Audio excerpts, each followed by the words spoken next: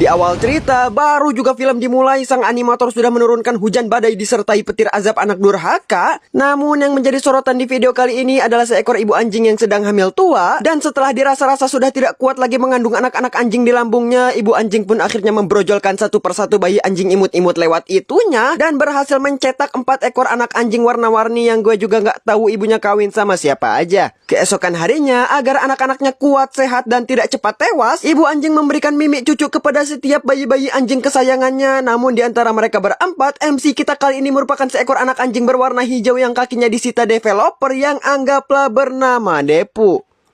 Ibu Depu yang ilfil gelai jijik melihat salah satu anaknya nggak dikasih kaki. Di saat Depu mau join minum susu, ibunya justru mencium muka Depu menggunakan kaki hingga membuat Depu terpental. Buset, ibunya anjing, cok. Sampai akhirnya di saat ibu dan anak-anak anjingnya lagi konvoi jalan sehat, Depu merupakan satu-satunya anak anjing yang tertinggal di barisan paling belakang dikarenakan dirinya hanya memiliki 2 batang kaki bagian depan yang membuatnya kesulitan berjalan. Tapi untungnya saudara perempuan Depu yang tidak mewarisi sifat setan ibunya, ia justru berlari ke arah Depu dan memberikannya sedikit booster kepada Depu agar dirinya tidak ketinggalan barisan konvoi. Dan ya, lagi-lagi ibu Depu yang gue juga nggak tahu neraka bagian mana yang pantas untuk dia huni. Dengan sifat BGST-nya, dia justru menyuruh saudara perempuan Depu untuk menjauhinya dan melanjutkan konvoi jalan sehat bersama anak-anak normal lainnya. Hingga akhirnya setelah konvoi mengelilingi dunia, di saat ibu anjing dan anak-anaknya menyeberangi jalan, Depu yang cuma bisa ngesot dengan kecepatan 10 km per hari, yang dimana hal ini tentu saja mengancam nyawa serta keselamatan Depu. Sementara itu, saudaranya yang masih memiliki rasa perih keanjingan, dengan cepat ia kemudian menghampiri Depu serta menyundulnya agar dirinya tidak tergeprek sebuah mobil yang sedang melintas.